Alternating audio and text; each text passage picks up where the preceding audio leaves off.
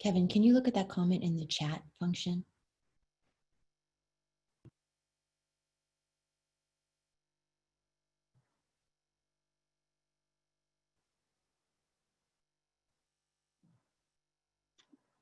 Okay, it is now about 10:30 and we will wait just a minute or two. We have a lot of people that are currently getting on.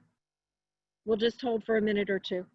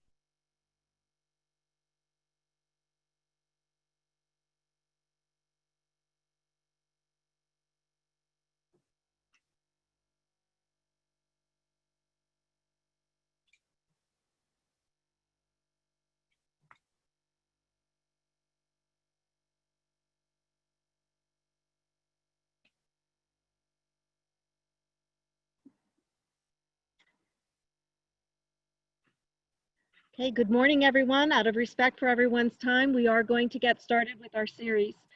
Today, we have our Transform for Tomorrow and Pitt Justice Collective. We are eager to share and learn with one another, no matter what comes next. Today in our country, we are fighting two pandemics. We are fighting the COVID pandemic, and we are fighting a racial pandemic. Today, with our esteemed educators and colleagues on board, we really hope that this Justice series, which is the first in the three-part series, as we talk about how we learn and lead in our world today. We are grateful for the support of the Grable Foundation and Greg Baer for providing resources for this series. We're equally as grateful to the Allegheny Intermediate Unit 3, Roseanne Jaworski, Remake Learning, and we also would like to thank Kevin Connor, who has been with us throughout the entire series, as well as Dr. Megan Calais. It's my pleasure at this point to turn it over to Dr. Rocco. Thank you, Dr. Rondinelli. And as Dr. Rondinelli mentioned, the planning and ideas for this three-part series were really inspired by discussions with colleagues and educational leaders around social justice. And as she indicated, we are experiencing the COVID-19 pandemic, but the social justice issues are a pandemic that has been around much longer than COVID-19. It is a pandemic that impacts school leaders, teachers, professors, students, parents, and our communities. It was the death of George Floyd that ignited this series in many ways, and it made us all come together to address equity, access, participation, and rights for all. We do know that 3 one-hour sessions cannot in any way scratch the surface of what needs to be addressed on these topics. And we are planning additional sessions in the future, and we will keep you posted about those. But change only comes through collective action. This sharing of knowledge for school leaders and hopefully will enable us all to end this racial pandemic that exists in our schools and our communities. There are certain people you meet in your life that change your course and your direction. One of those individuals I'm going to introduce right now, and she has changed my life in the course of my life. And it is my extreme pleasure to introduce the Renee and Richard Goldman Dean of the School of Education from the University of Pittsburgh, our friend and colleague, who will moderate our first session on justice, leading, and learning, Dr. Valerie Kinlaw. Dr. Kinlaw. Thank you, Dr. Rocco and Dr. Rondinelli, for such wonderful framings and introductions to the session today. I'm honored to be here. I'm honored to moderate this conversation and to be a part of the ways in which we're thinking about this work within the region, across the nation, and hopefully across the country and the world. And so the session is titled Justice, Leading, and Learning. How do we lead for racial justice and equity in our districts? And as a way to get started, I want to offer this very brief framing to extend what Dr. Rondinelli said. We are in a point in our country and hence in the world where we are facing two pandemics. We are in two pandemics. We have COVID-19 that disproportionately affects African-American communities, Latinx communities, and other communities of color across the world. We are also in a racism pandemic. And this racism pandemic forces us to continue to grapple with the historical legacies of inequities and social inequalities in this country. As a way to begin to deeply grapple with these things, these two pandemics, I have invited a few folks to join me in conversation, and I'm going to introduce them in just a few minutes. But can we go to the next slide?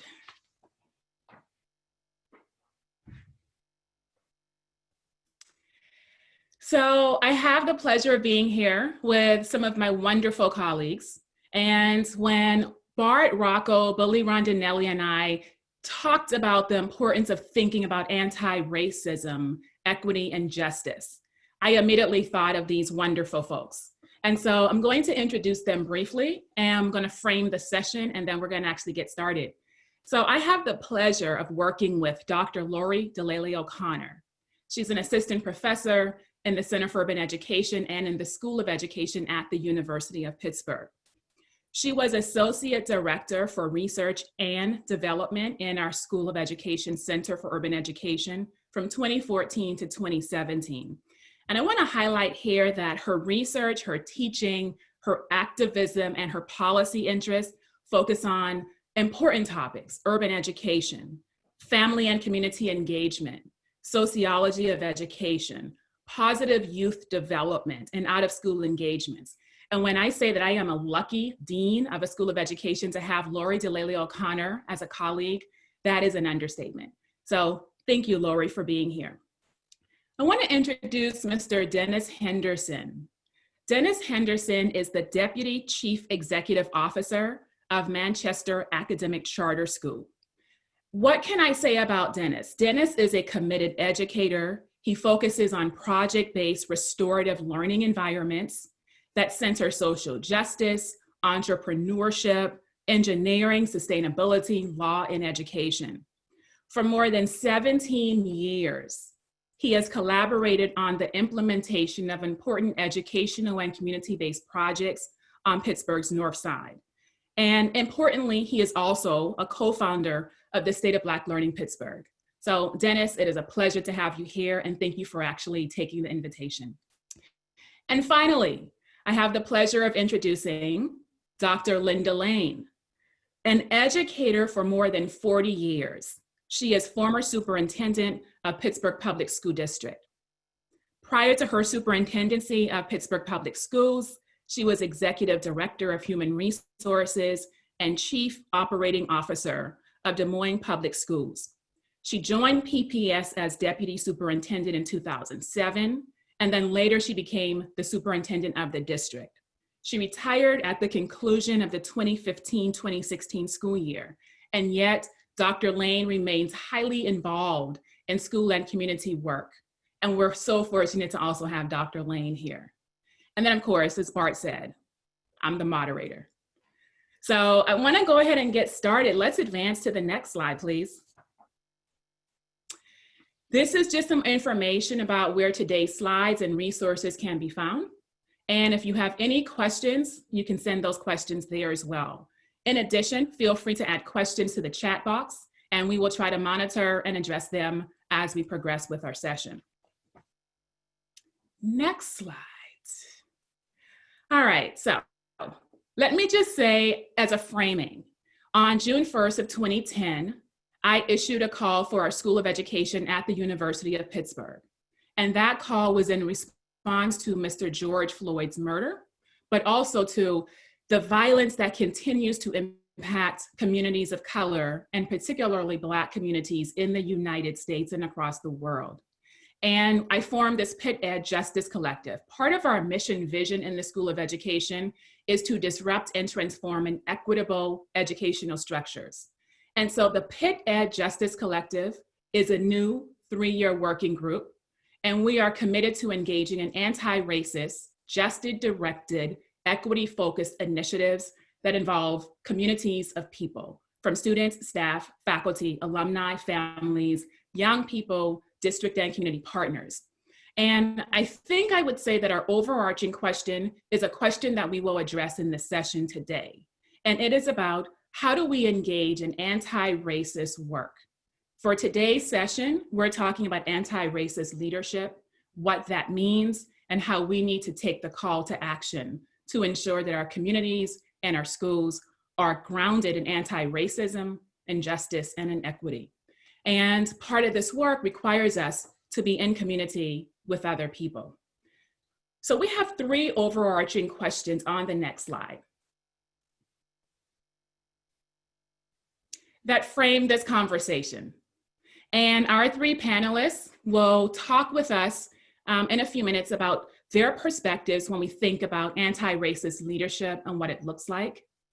And not just what it looks like, but what does it mean? What does it involve? What does it require us to do? They will also talk with us about how do we or how could we possibly lead for justice and equity in our districts. And I want to push us to also think about in our districts and in our communities, how do we do this work? And that third question, how do we see the current moment as an opportunity for upending systems? And these three questions, of course, are layered with so many other questions. The purpose here is to begin this conversation with this group of folks to think about anti-racist leadership, equity, justice, and then how do we go into our schools and in communities and really do this work with other people, particularly in the face of COVID-19. So let's actually get started with the first question. And let's move to the next slide. I want to take a pause and I want to ask our panelists to think with all of us about what is anti-racist leadership and what does it look like. And we have talked about anti-racist leadership as a panelist, as a group. We talked about disrupting systems, engaging in anti-racist work in segregated and non-segregated spaces. We've also talked a lot about supporting educators, families, and young people to challenge injustices. So I want to take a pause here, and I want to ask Lori first, can you frame this for us? What is anti-racist leadership? What do you think it looks like? Sure, and thank you for the kind introduction. It's a gift to work with you as well, Dr. Kinloch. So I really come to it, honestly, as thinking about anti-racist leadership as a fundamental shift in the ways we think about leading and teaching and learning, and to the point that Dr. Kinloch just made about being part of a community. So when I think about this, it's about not just acknowledging, but actively taking up the idea that it's racism, not just bias, and not just racist incidents, but racism is pervasive in our communities and in schools, and that no school, no district, no place is beyond or above that, right? So no matter what the racial demographics of your school, no matter how high achieving your school or district, that racism is fundamentally a problem because it is built in both to the ways communities developed in the US, but also into the ways that public schools were developed, right? As a way to deculturize, to erase the young people and the families that we serve. And so to me, that fundamental acknowledgement is the first part of anti-racist leadership. And then, and I know we'll talk about this more, but supporting your staff to understand that point, supporting your families to understand that point, having open and honest conversations about that point, but not stopping there. And in particular, not just stopping with or drawing from what I think of as kind of how-to books, but really drawing from and trying to develop your own understanding of the foundations of our schools and education, and of the foundations of sort of the founding of this nation. And I think some of the resources that are on the page, in particular, thinking about teaching when the world is on fire, right? And on being included and on we want to do more than survive, is really framing this understanding that it's not just, okay, what are some practices that I can put in place to serve as Band-Aids for things that are going wrong, or to make my school or my district quote unquote better, but fundamentally redesigning the way a school functions with this understanding of racism at its core. That's wonderful, thank you. And I have a few follow-up questions for you, but I'm going to ask Dennis Henderson to chime in first before we come back to this larger idea that you talked about, Dr. Delale-O'Connor, and it is about redesigning. You talked about erasure. You talked about moving beyond having conversations. You also talked about support structures that need to be put in place. So I want to just have you think about those things, because I want to come back to some of those points in just a few minutes. But Dennis Henderson, Mr. Henderson, can you come into the conversation and give your perspective about what you think anti-racist leadership looks like, and how are you trying to engage in that work yourself? Well, anti-racist leadership is something that in which you have to be consistent. And when I say consistent, consistently vigilant to racism within systems, consistently engaged into actually confronting those, and consistently working to resolve. So consistency is the key to anti-racist leadership. And if this is new to you, and there's a lot of people that are now just really becoming opened up to the fact that this systematic racism does exist in education and throughout many systems in America. If this is new, you also have to be consistently engaged in learning, not just at this moment, but moving forward, consistently learning. My work in this actually comes from a more organic place. You know, I'm blessed and fortunate to work in education. However, that was not what I had set out to do when I had graduated from college. However, it was just that natural barometer in which I've seen injustices invoked on myself, my family, my community. And as I was going through the years and learning different things to try to overcome or compensate for the damage of those racist systems, I naturally was inclined to go and teach those that was coming up behind. So for me, it has always been something that is organic. However, I do believe, and I have seen many others come around and jump on board once their eyes are open to the truths that many have been letting the country know for years of this systematic racism that does exist, which has really, you know, we sit here and we're talking about education today. And as we talk further into this, we see the issues of systematic racism in education spills into so many other facets of America. You know, just to place these boundaries on Black youth, we lose a huge investment of human capital, of geniuses that we suppress. And what we see now in American society around the world is actually, you know, we're seeing America in its present state not being maximized because of the systematic oppressions that have been imposed for so many years. And again, it's not so much just the Black youth that's impacted by this, but our nation is being impacted by the systematic racist practices that have been in education for a very long time. So I do look forward to some of the other points that you brought up that Dr. Laurie had stated, because, you know, I came into education, again, not so much because I wanted to work in the school, but I came in to disrupt. So my whole purpose in education has been a very unorthodox approach compared to this traditional system of education. Thank you, Mr. Henderson. I'm definitely going to return to you in a few minutes with some questions as follow-up. Dr. Lane, I'd love to get your input in this conversation as someone who has over 40 years of leadership experience and expertise. Can you offer us some guidance? What is anti-racist leadership? What are your thoughts? My thought, the first thing is, in order to be an anti-racist leader, you have to be anti-racist yourself. So you always start with yourself. Kendi talked about anti-racism as a peelable name tag. Sometimes we're there, sometimes we're not. And so it's something, and I appreciated the two other panelists speaking about learning, how important that is. So one of the ways to learn, if you're getting started or if you've been on this journey your whole life, is to write a racial autobiography.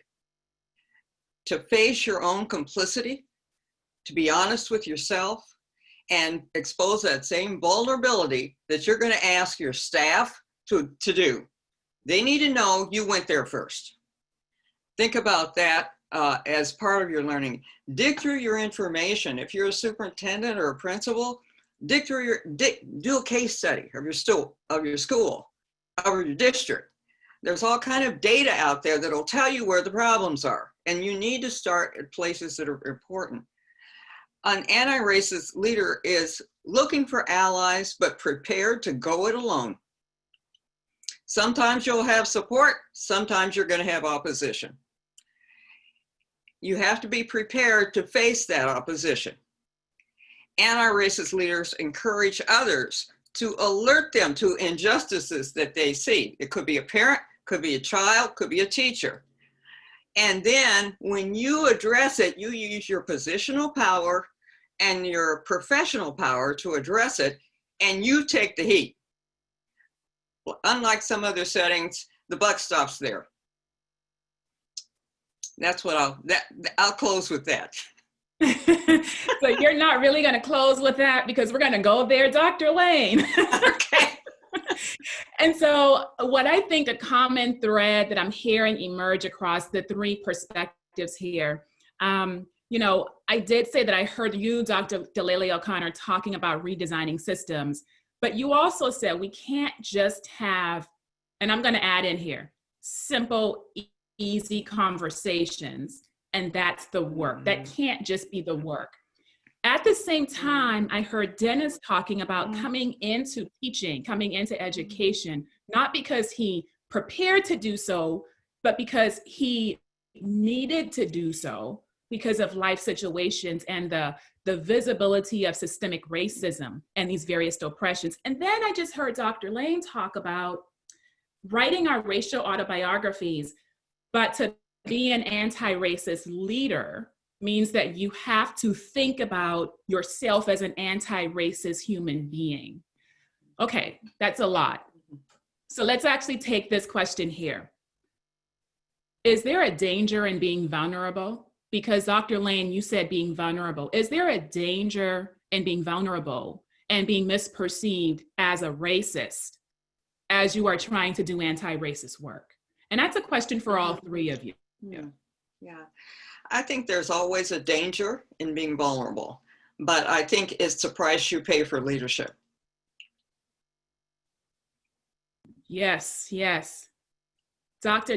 Delale-O'Connor, same question. A hard question. I mean, I agree with what Dr. Lane is saying, because I think so much of what we do requires our personal commitment and demonstration of that personal commitment. So I know in my own teaching and learning, I try to model that vulnerability, so long as the vulnerability is not upending my own humanity.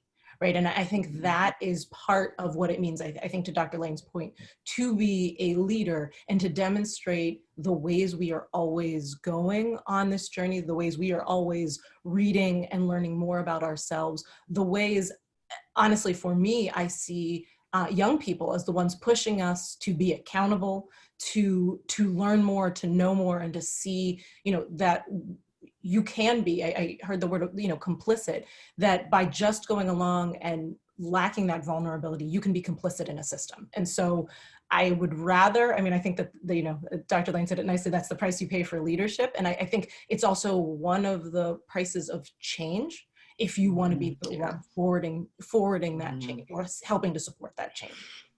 Yes, yes. Mr. Henderson, what's your perspective on this? Yeah, I agree wholeheartedly that, you know, there's that vulnerability that everyone must face. And Dr. Bettina Love stated in her book that, and I want to make sure I hit this right, but that we should be pushed to question the oppressor that lives within all of us.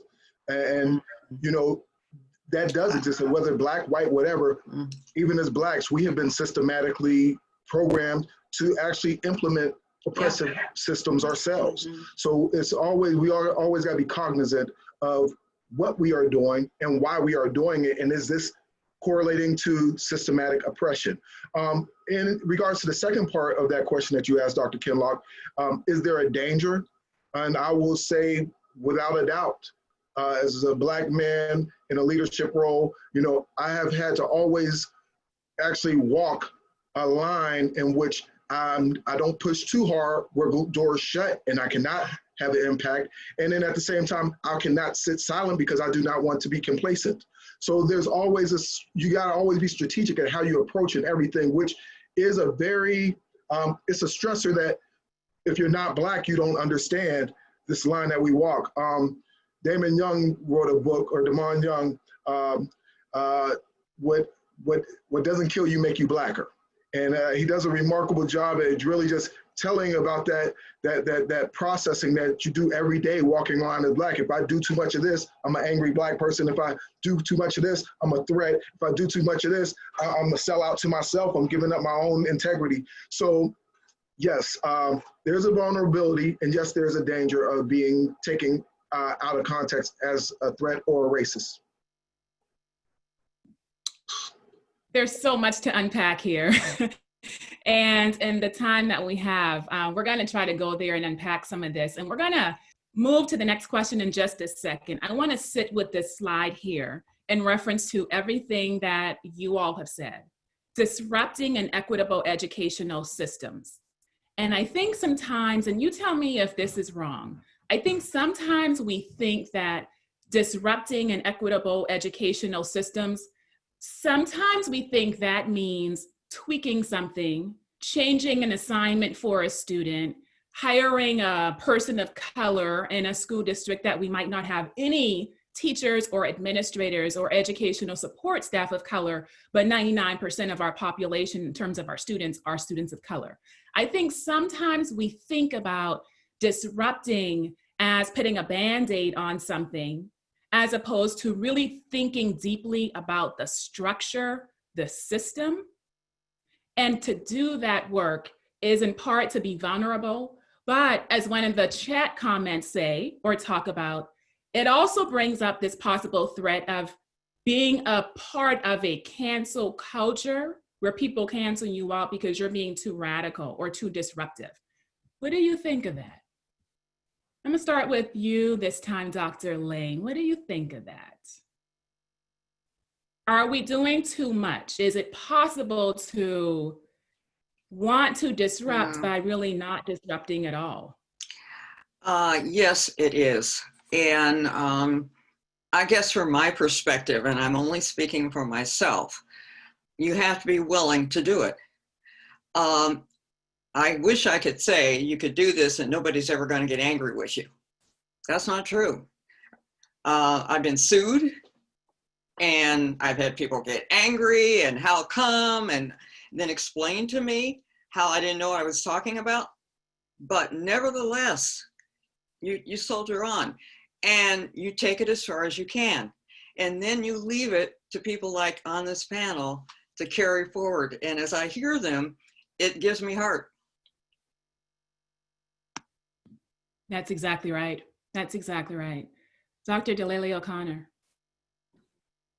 I think some of it comes with trying to find your people, right? And so other people who are engaged in this work, who can push you, who I think to Dr. Lane's point, maybe can hold your hand when you're being sued, and can support you in that way. And, you know, I think I feel very fortunate, you know, to be in the School of Education because I think we have a lot of people and people who are either on board or trying very hard to get on board and be educated to understand what it means to be anti-racist in their practices. And we have a leader who is pushing us in that way, but not everybody's going to be in that kind of situation. And so if you are the leader, you know that your folks are going, some of them are going to struggle, some of them are going to get on board right away and understand, some of them are going to think they understand. And so you're going to have to figure out different levels of support to help folks along, including yourself, because you may have folks who do know more than you, and using them as supports and as resources. But I mean, I think fundamentally you are going to have to find your people, because Band-Aids aren't enough. We're well beyond that. I mean, as I said, you know, fundamentally these systems were designed to look the way they look. And I was reading something recently, and I'm still sitting with it. So I don't even know if I even putting it out there, but I'm still sitting with it. That was just the comment that reform is fundamentally anti-Black because reform itself is just putting a Band-Aid on, unlike, you know, the work that Bettina Love talks about, like sort of this abolitionist teaching. And so I've been sitting with that, like, wow, because we talk a lot about reform. So what does that mean? And what does that mean that we're complicit in? And so that's a conversation I have with my people, right? And the folks who support and push me. And that includes and should include not just your immediate colleagues, you know, if you're a principal or a superintendent, like those folks, but the educators you work with, the families you work with, and honestly, I can't say it enough, the young people you work with, because I think they're thinking about this in such deep ways, and they don't feel beholden to the same systems that we are beholden to. Maybe because they're not receiving a paycheck from them. But to me, that fundamental support and push really, really helps you. And so maybe even learning to see quote unquote cancel culture as a push culture, right? How can we be accountable? How can we talk to the folks who might otherwise cancel us? And what does it mean to be canceled by groups of folks whose, you know, opinions and values you don't want to forward anyway? Yes, thank you. Thank you. Mr. Henderson, any comments on cancel culture?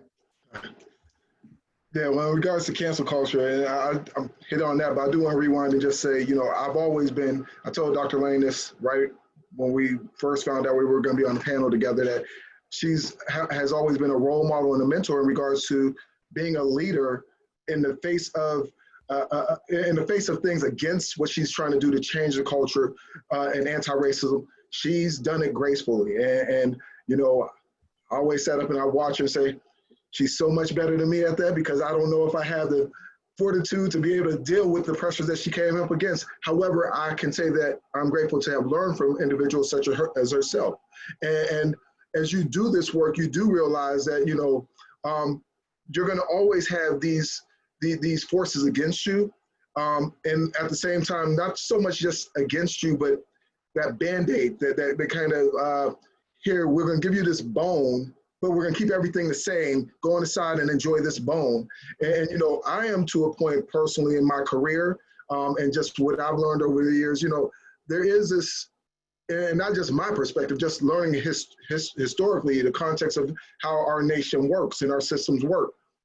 You know, I look at them just like, should we continue to try to put a Band-Aid on a system that is broken? And personally, I do believe the system is broken. And I do believe that we need to develop another system. That does not mean that I have to utterly destroy the systems. If they're working for others, fine, keep your system, but allow me to design a system for my children that is sovereign from yours.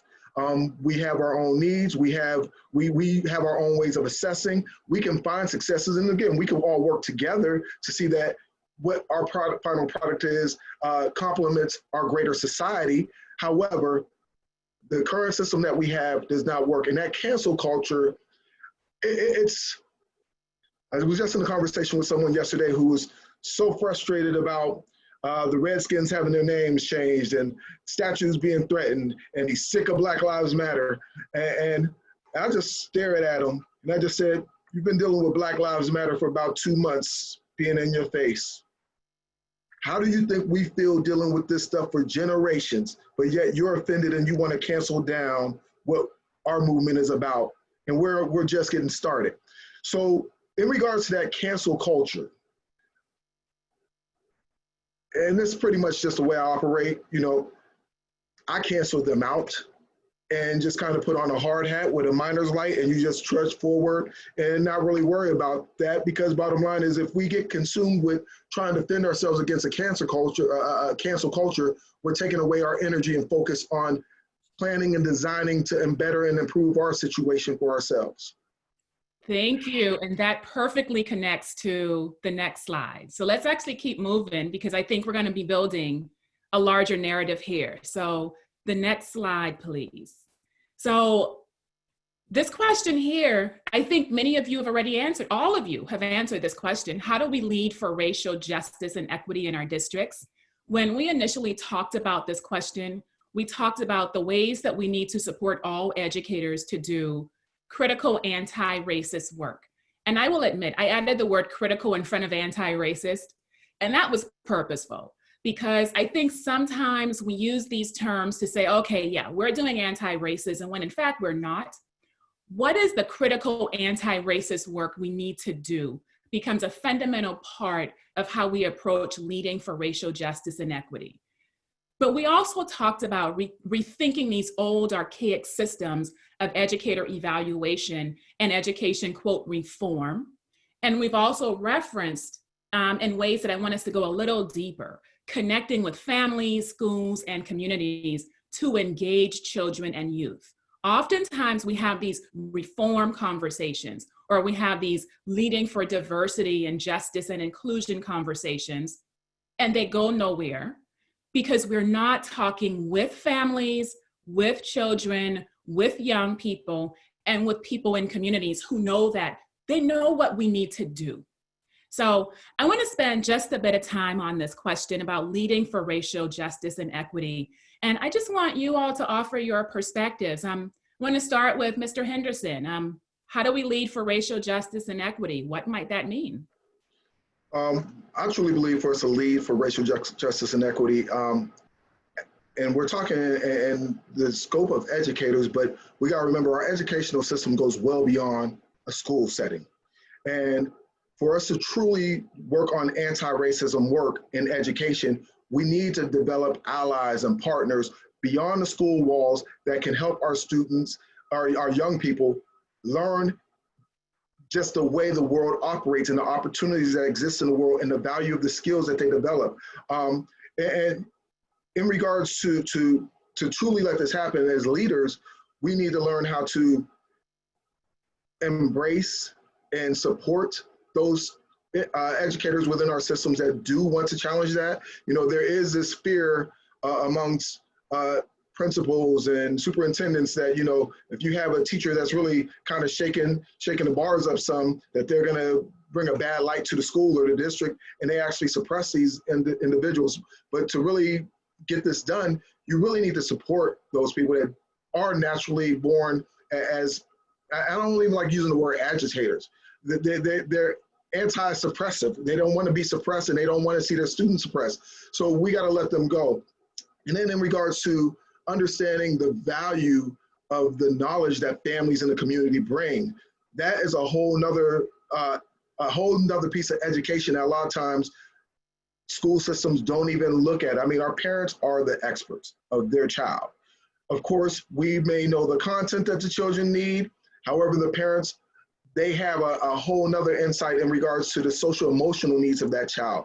They also have understanding of the development of that child. So to really pull the community into the educational fold of our systems is powerful. You know, I'm proud to say that I do work in an institution that was grounded on really grassroots community-oriented education. And we've sustained that for over 20 years. And we have we place a high value on community input. And as I'm getting older and going through this, I realize that the education doesn't stop when the community or when the students leave our school or even graduate from high school. Now that I'm seeing students coming back as coming back as parents, I understand that these former students are actually still students. So we need to be very intentional in designing educational opportunities for our parents as they come in so they can continue to move into society and continue to grow in society to improve the situation for themselves and their families, at which when it all comes together, that all contributes to the educational opportunities of the children that walk through the door. So Mr. Henderson offered some really, really powerful points there that I want us to tease out a bit. And I want to get Dr. Delale-O'Connor, Dr. Lane, I want to get your voice in this question here. There were two things that really stood out for me based on what Mr. Henderson said. One was about parent and family engagement and how we need to think beyond the space of schools to think about leading for racial justice and equity, because that leadership requires us to involve parents and families and communities. So that's a question for you, Dr. Delale-O'Connor, in terms of how do we do this work? And then Dr. Lane, I want you to also think with us about as leaders, because Mr. Henderson talked about a fear that some superintendents and district leaders might have to work with teachers, educators who they might label problematically so as a problem. And how do we get over that fear? How do we not exclude people? And why are superintendents often fearful of this? So I want to start with you, Dr. Delale-O'Connor. Families, parents, community engagement. What are we missing here? Yes, you know that's where my heart lies, right? Like thinking about this. And so I was nodding as Mr. Henderson was talking. But I mean, I think we hear so much from schools, from districts. I'm a parent as well as an educator and a researcher about parents as partners or caregivers as partners, but it's so often just to the ends of the school. So you show up as a parent on the terms of the school or the district, and you demonstrate that you are, a worthy member of the community because you volunteer, because you are a room parent, because you show up when you're told to and you do the things you're supposed to. And as a result, we miss so much of what families, caregivers, let's not make it exclusive to parents by any means, because that's not the only supports that young people have. And to the point that Mr. Henderson made, right, we know that education is life-wide, that, I hope that I'm teaching my children more than they're learning in school. I supplement that in lots of ways, but they're learning their, humanity, their values at home. And so rather than even just that partnership on the school terms, I mean, I think, right now we're all Zooming from our homes, right? And many of us who have children at home or are teachers who were teaching children during the school year at home, recognize that I think the space itself has flipped, right? My children were always learning in my home, but now they're learning the way they would the things they would in school in my home as well. And so, it's my domain now. And so, I mean, from a very clear perspective, how do we not just think of families as partners, but how do we center them? And right, that to me can be very fundamentally anti-racist in the work that we're doing, particularly as we're thinking about families of color, but also as we're thinking about what does it mean to be supporting families in teaching anti-racist values, and how do we make that part of the curriculum now that, and how do we see, and I know it's a later question, but how do we see this moment where school, we don't know what the fall is going to look like. So as leaders to say, okay, we're centering on families. How do we best support them and make them feel like they are truly partners?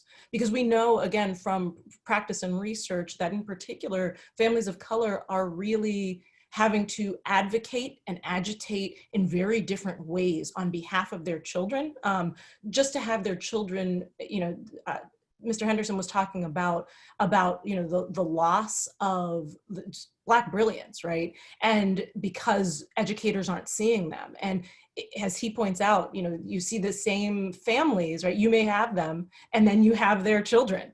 And if you don't build that relationship with formalized education, you've not only lost the parents, you may lose whoever is coming next to being invested in that. And so to me, it's how do we fundamentally think about centering? And that means drawing from the ideas and the ways we are already teaching our children at home. Wonderful, thank you. Dr. Lane, I'm gonna turn this over to you. Thinking about this as a former superintendent, what are your thoughts? Yeah, just first, a couple things on working with families in the community. One of the things I think is incredibly important is to learn who they are. And you do that by going out and meeting them, not telling them to come meet you. One example, we have a group of Latino families, not English speaking, coming into the district. And we're trying to figure out how do we connect? And the way we did it was to go to Mass at the church where Spanish was the language of the Mass. And then the priest led a room full of people downstairs to talk to them. And so there are some ways to go to them. And one of the things, if you can find out where your parents are working, that's really important. It's one thing if I'm going downtown and sitting in an office for 8 hours. It's another if I have to be at Giant Eagle stocking those shelves at 6 o'clock in the morning. And so the needs of the parents in terms of your connection are going to be different. One of the things in Pittsburgh, a lot of our families do not have their own transportation. And so when we plan these events that you really need a car for, you're not reaching them. You're not reaching them. So I'll stop with that. But back on this fear thing, I'm trying to think of a situation where I actually lived that, and I cannot recall one. So what I would say just in general, this is not from experience, it's just from my thinking about it, is if you think someone's getting out there too far, what does that mean? Does it mean you're afraid, or does it mean they are getting out there too far? And does it mean they're doing it in a way that does not leave people's dignity intact? Because advocating is one thing, humiliating people, embarrassing them, you can go too far. And if you're expecting that people are going to change, just like the kids, we don't do that very well when we're scared. We'd rather just button down and not even talk to you. So thinking about knowing that person and having that conversation, and if it is too far, you have to say so, and if you believe it isn't, then you help them. Dr. Lane, you and I will have some more conversations after this Zoom. But I thank you for your leadership, and thank you for answering that question. There's so many things that you said. And that last comment about leaving people's dignity intact, that is so important. How do we lead with grace and with dignity? And what you said, Dr. Delale-O'Connor, in terms of education is life-wide, that's powerful because it connects to what Mr. Henderson just talked about insofar as when we think about teaching and learning, hence when we think about education, we cannot limit that to a school building or a school district.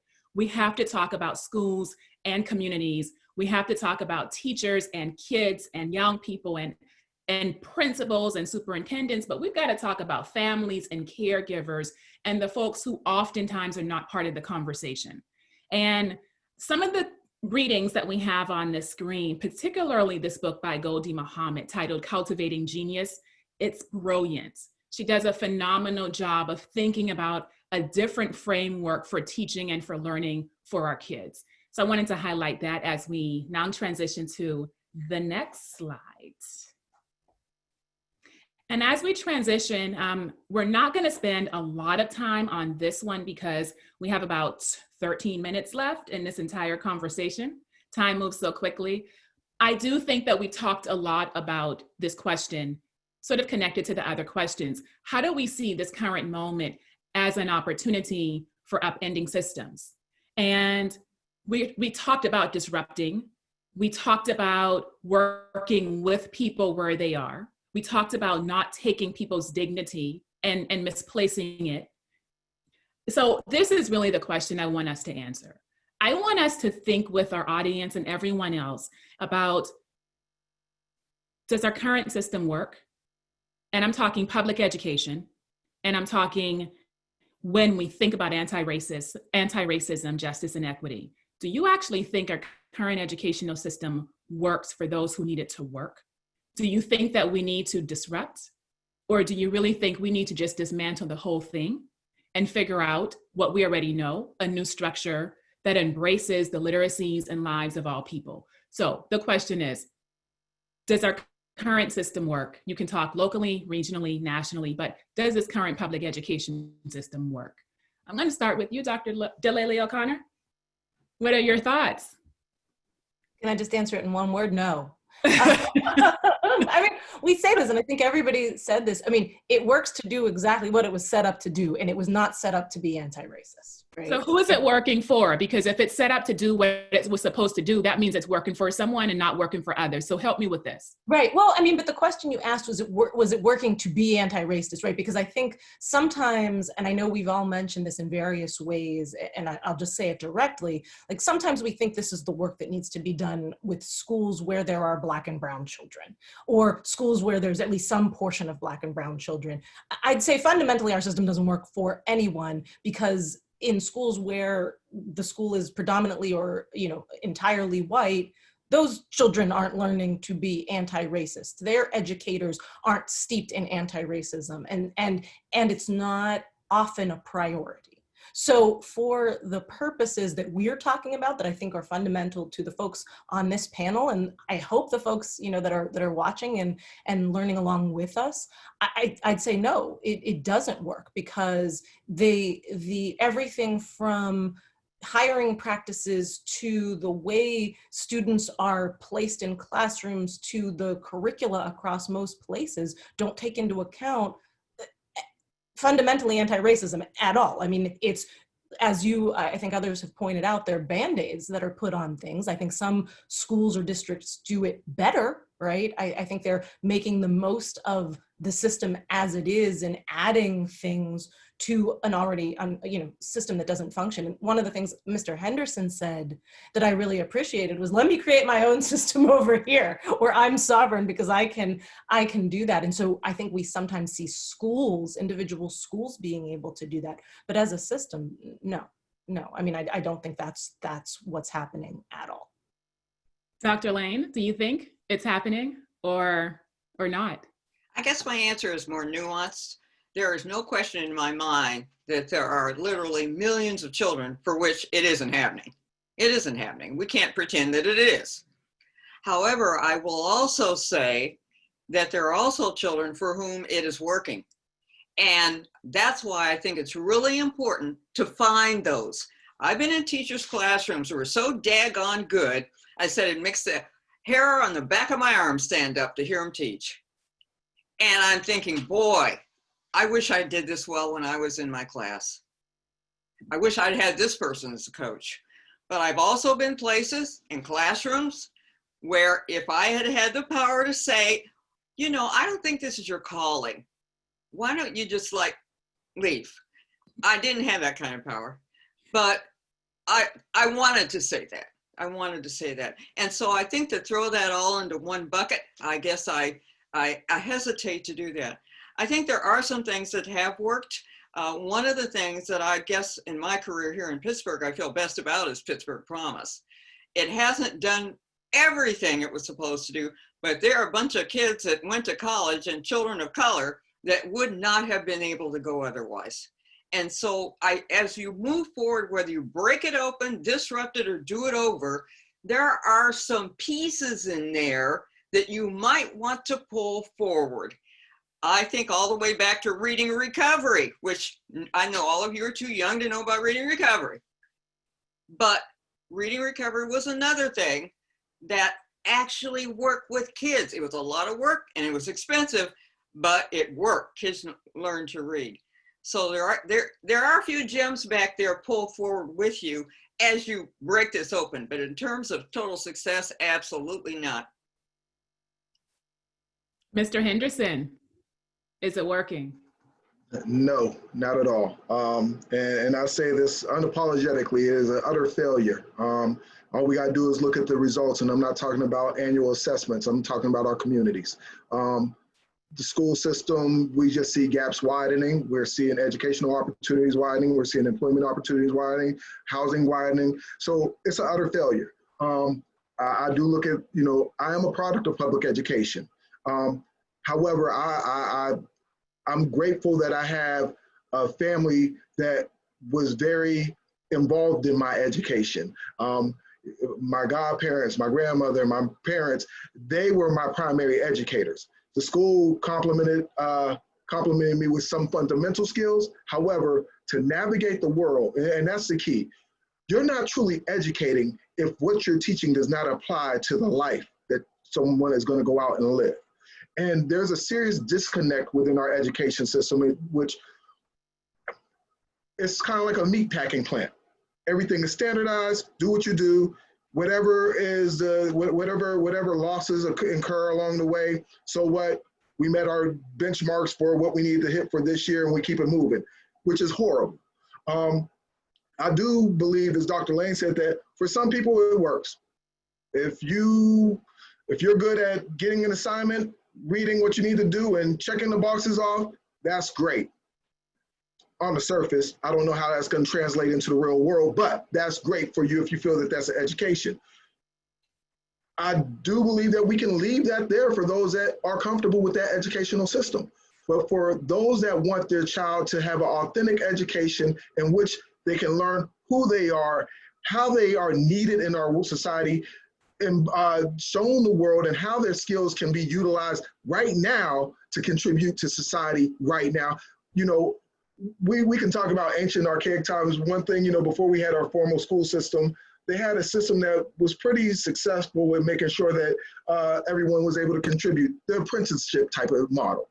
And, you know, the fact that we don't have a system that's very similar to an apprenticeship type of model in our society today is why we have this huge amount of individuals, black, white, everything, between the ages of 18 to 27 that kind of feel like they're just wandering the world and don't know who they are. That's a sign of a failed education system. And to go in regards to the anti-racist part or the racism in education, not only does it leave black youth feeling like they don't know where their place is in the world, but they feel less than a human by the time they graduate, after they're being compounded year after year, being told that they're failures, not good at reading, not good at math, and we suppress the genius within them because they don't meet the standardized marks that's set by our standardized system. Yes, yes. And so we have about 4 minutes, and I'm going to use the 4 minutes for all 4 of us because this is going to be really ambitious. We're going to totally go off script a bit, but not just yet. Can we go to the next slide really quickly? And so on this next slide, some things for our participants to think about, and especially that last question about what ideas do you have to leave for racial justice and equity. And you all will be given this PowerPoint. It will be made available to you. And so my hope is that somehow we can return to these conversations. We were going to do an everywhere poll. We were going to talk with you about some additional resources and references. We're not even going to do all that. We're going to end with these questions here directed to our panelists. And I'm going to start with this really important question. So mind you, we have 4 minutes, okay? So we're going to take these comments, these questions, we're going to just go in on them really quickly. This question comes from Jordan Lipman. And the question is in reference to, how do you tell parents for whom the school system is working for their kids that it's not working for other people's kids? How do you tell parents, families, caregivers for whom the system works, that it works for you, but it's not working for everybody else? Who wants that question? How about Linda Lane? Real quick. How about Lori Delale-O'Connor? I would say real quick, taking that, you know, we're down to 3 minutes. To me, that is a fundamental reimagining of what school means and what education means. And so I would say we need to start to think about the collective rather than the individual, right? And so in the work that I've done with families, a lot of families are not just looking out for their kid for whom things might work, and they don't fundamentally believe it works unless it works across the board. So my kids are fine. My kids are doing great. School may work for them. I still don't think school works. And so I would lead there with parents, that even if you think it works, we're saying we are fundamentally redefining what works means. Works does not mean high test scores. Works means that every child is able to be human and able to be free when they are in school. And that's how I'd redefine. Yes, yes. The next question, which is also a really important question, either Dennis or Dr. Lane, Mr. Henderson or Dr. Lane. The question is about implementation, execution. So we're talking anti-racism here. How do we do that in for example, a large suburban school district where 95% or more might be identified as white people who live and attend that school? Like, why is anti-racist work important in suburban school districts as it is everywhere else when you have the majority of the students and families who are not identified as people of color? I'll take that one. My response to that is, first, I've never worked in such a district, so I'm not speaking about anything from experience. But I do think it's critically important that this work go on in all schools. not just schools with children of color. We're all going to have to live here together. And while we're based on this scarcity model that you get yours and I might not get mine, we can't work that way. And I appreciate what Dr. Lori said about that. We're in this together. So I think that that's very important. Thank you. And so Dennis Henderson, this is the last question, and it's going to be for you. And one of our participants actually read my mind and referenced Dr. Bettina Love and the concept of spirit murdering. And, you know, if you haven't read this book, We Want to Do More Than Survive, please read it, everyone. It is an amazing book from someone who is an amazing scholar, researcher, practitioner, and an alum of our School of Education at the University of Pittsburgh. Just wanted to put that out there. The question, Mr. Henderson, is you have talked about the things that people have not gotten, particularly people of color. And Dr. Love says that it's spirit murdering when we strip these things from folks and we make them feel as if they are not human. What feedback do you have in terms of not engaging in that spirit murdering of our young people? You know, that's something that is it's sad, but it's extremely prevalent. A lot of times it's done and people don't even realize how they're murdering spirits along the way. To really combat that, and again, we only got 1 minute, so I got to wrap it up.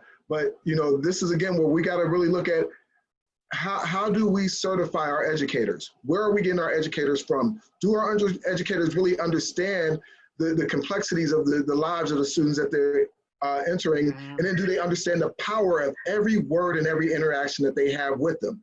There's things that students will walk away with for the rest of their lives that a teacher did not intend, but they can utterly destroy a student with a word. And again, any teacher can make that mistake if they're not cognizant of how they're engaging with a child. But when you are also outside the context of thinking in an anti-racist mind frame, you're really not paying attention to some of the things that you may say or do in which you might not have any intention, but it resonates a totally different way or is perceived a totally different way from a child that has been exposed to racism within the system. And again, as we talk as academics and professionals and scholars, children understand racism more keenly than we give them credit for.